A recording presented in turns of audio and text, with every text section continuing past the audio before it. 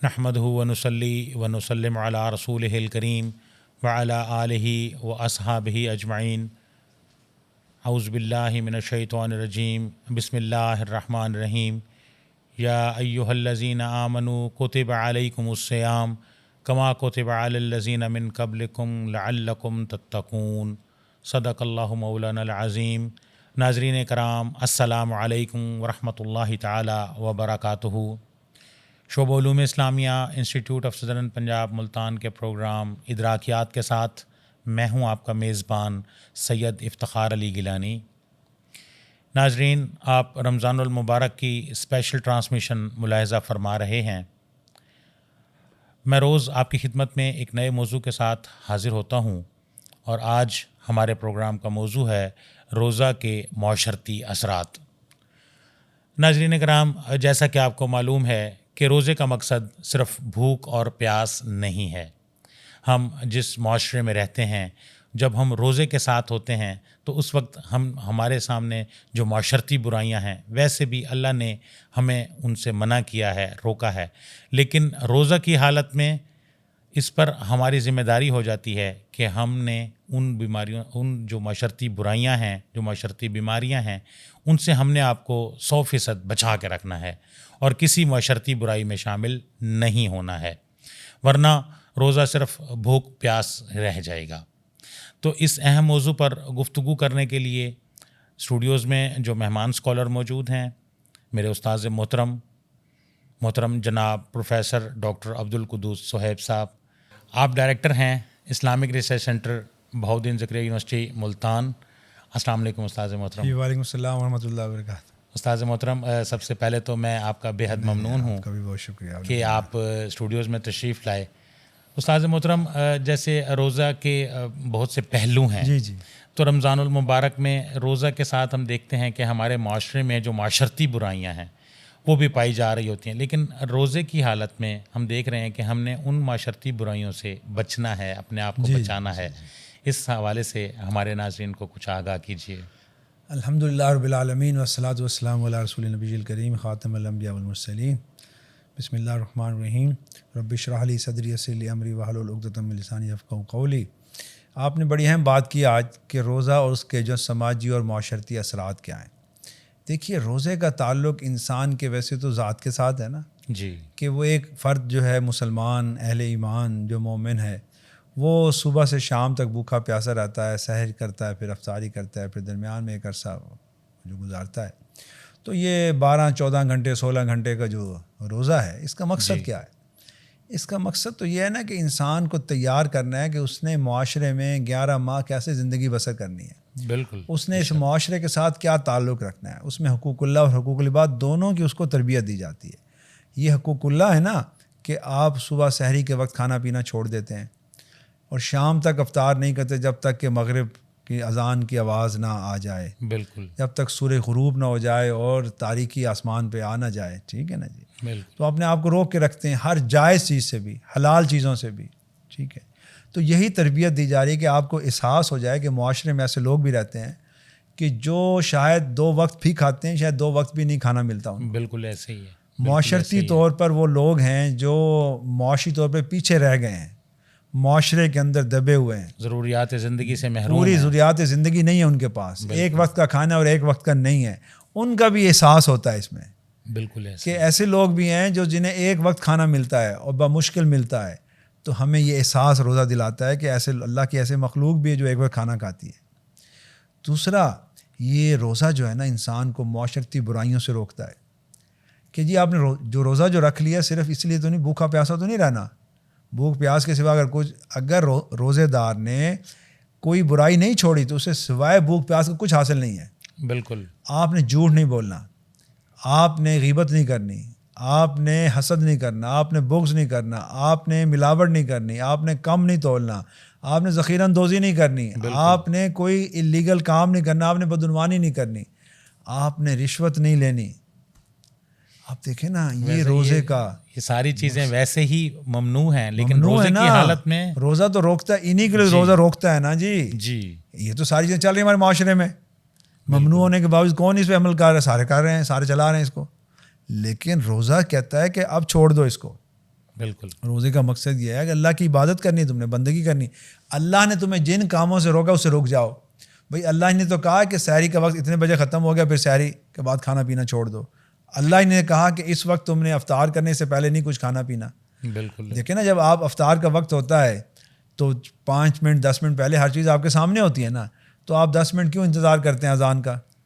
اس لیے کہ اللہ کا حکم آئے گا. ہے. تو اللہ کا حکم یہ بھی تو ہے نا کہ آپ ملاوٹ نہ کریں، آپ ذخیرہ اندوزی نہ کریں، آپ رشوت نہ لیں، آپ بدعنوانی نہ کریں، آپ کرپٹ نظام کا حصہ نہ بنیں. جی. اللہ کا یہ بھی تو حکم ہے نا. بالکل. تو جب آپ یہ سارے کام چھوڑیں گے تو تبھی روزے کے اثرات آئیں گے نا، تبھی معاشرہ میں بہتری آئے گی.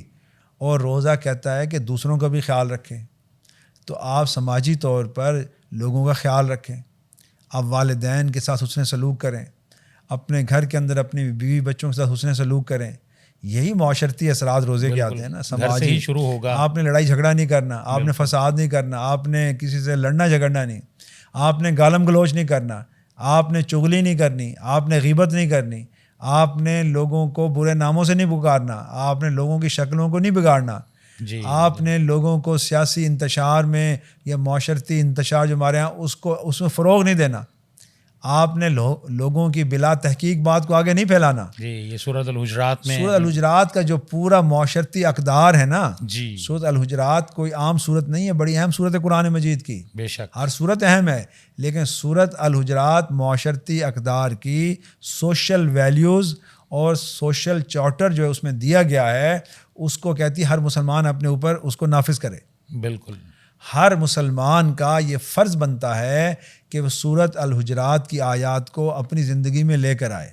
تو اس رمضان میں آئیے ہم گیلانی صاحب اس بات کا تہیہ کریں، ہم اپنے اندر سورۃ الحجرات کی معاشرتی اقدار کو لے کر آئیں گے، معاشرتی خوبیوں کو لے کے آئیں گے، اور جو معاشرتی برائیاں ان سے اجتناب کریں گے. بے شک. تب روزے کے سماجی اثرات ہوں گے. اگر ہم نے یہ کام نہ کیا تو اس روزے کی سماجی اثرات ہی نہیں ہوں گے ہمارے اوپر. ہم جہاں رمضان سے پہلے تھے وہیں رہیں گے. ایک بھوک و پیاس ہوا، اور دوسرا میں تو کہتا ہوں کہ اب ہم نے سماجی طور پہ ایک اور برائی شروع کر دی ہے، وہ یہ کہ ہم نے روزے کو ایک فیشن بنا لیا ہے.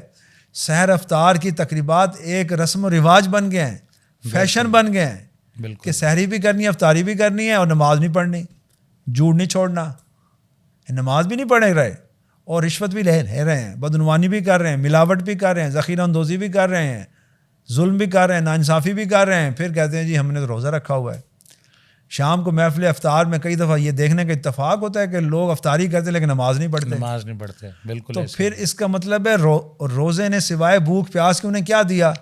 ایک رسم ہو گئی نا افطاری، ایک سحری رسم ہو گئی، ایک افطاری رسم ہو گئی. یہ قرآن کا بالکل مقصد نہیں ہے. اور رسول پاک حضرت محمد مصطفیٰ احمد مجتبیٰ صلی اللہ علیہ وسلم نے کہا کہ روزہ جو ہے وہ مومن کے لیے ڈھال ہے، اسے گناہوں سے بچاتا ہے. اور یہ ڈھال ہماری ٹوٹ چکی ہے. ہم نے سماجی برائیاں کر کے، معاشرتی برائیاں کر کے اس ڈھال کو توڑ دیا ہے. تو آئیے اس رمضان میں اس بات کا ہم عہد کریں، ہم جسے کہتے ہیں نا ریویو کریں، نظر ثانی کریں، قرآنی تعلیمات کو پڑھیں، سورۃ الحجرات کو پڑھیں، اور ان سماجی برائیوں کو ختم کر کے سماجی اقدار جو قرآن مجید نے بتائی ہے وہ اختیار کریں. انفاق فی سبیل اللہ کو بھی اللہ نے ایک سماجی قدر قرار دیا ہے. بے شک. کہ جو مخیر حضرات ہیں، مالدار ہیں، وہ رمضان کے اندر زیادہ خیرات صدقات کریں، لوگوں کا خیال رکھیں. اور فطرانہ اس لیے فرض ہوا کہ یہ واجب ہے فطرانہ کہ جو اہل خیر ہیں، صاحب ثروت ہیں، یا مڈل کلاس کے لوگ ہیں، وہ پور کلاس کو اس کی مدد کریں، غریب لوگوں کی مدد کریں، مسکینوں کی مدد کریں، ان کو یہ مال دیں. تو اس لیے اب یہ ہماری ذمہ داری ہے کہ ہم روزے کو صحیح طور پر گزاریں، اور اس کی جو سماجی حیثیت ہے اس کو سمجھیں. یہ محض ایک فریضہ نہیں ہے، یہ دینی فریضے کے ساتھ ساتھ سماجی تبدیلی کا ذریعہ بھی ہے. بالکل. روزہ جو ہے یہ سماجی اقدار کو اختیار کرنے کا نام ہے. بے شک. سماجی نیکیوں کو اختیار کرنے کا نام ہے، اور سماجی برائیوں کو چھوڑنے کا نام ہے. تو آئیے ہم جھوٹ، غیبت، چغلی، گمان، برے نام رکھنا، ملاوٹ کرنا، ذخیرہ اندوزی کرنا، رشوت، بدعنوانی، سودی نظام اور ظلم کا نظام، ان ساروں چیزوں کو چھوڑ کر ہم روزے کی حقیقت کے مطابق ایک حقیقی مسلمان بنیں. بالکل اللہ اس کے رسول صلی اللہ علیہ وسلم کی اطاعت و تابعداری کریں. روزہ رکھنے کے بعد ہماری کیفیت یہ ہو کہ ہمارے اندر تقویٰ جو ہے وہ بہت بلند ہو جائے.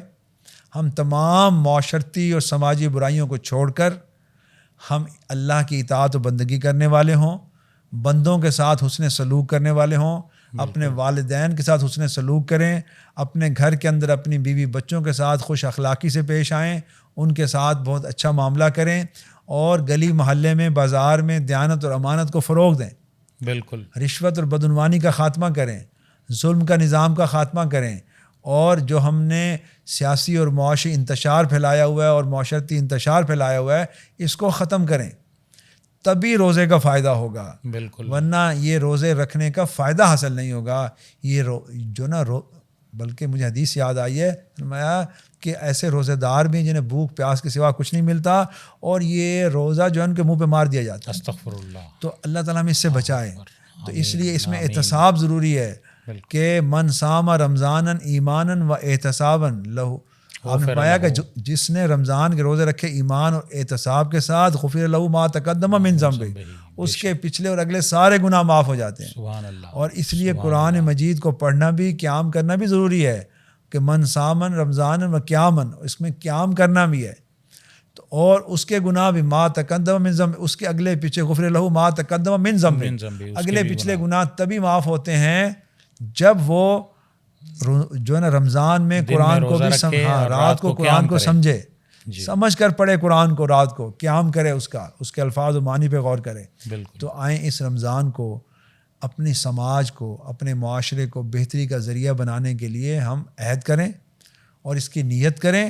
اللہ تعالیٰ فرماتے ہیں جب تم میرے طرف ایک قدم بڑھتے ہو تو میں 10 قدم تمہاری طرف بڑھتا ہوں.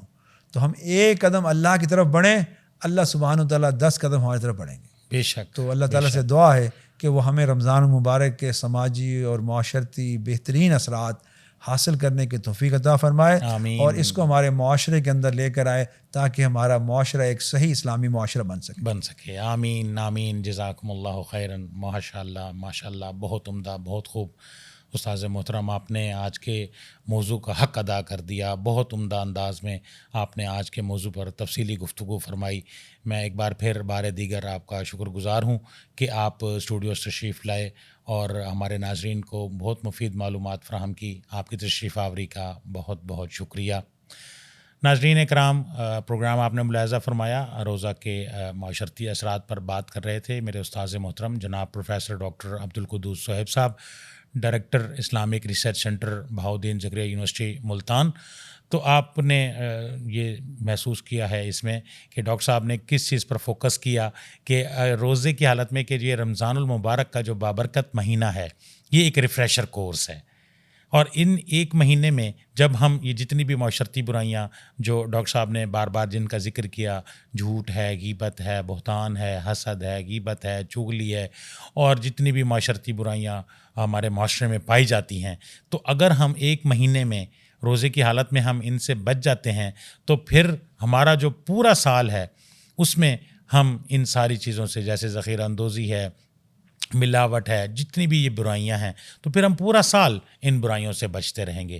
اللہ تبارک و تعالیٰ سے دعا ہے اللہ تبارک و تعالیٰ ہمیں عمل کرنے کی توفیق عطا فرمائے. وآخر دعوانا ان الحمد للہ رب العالمین.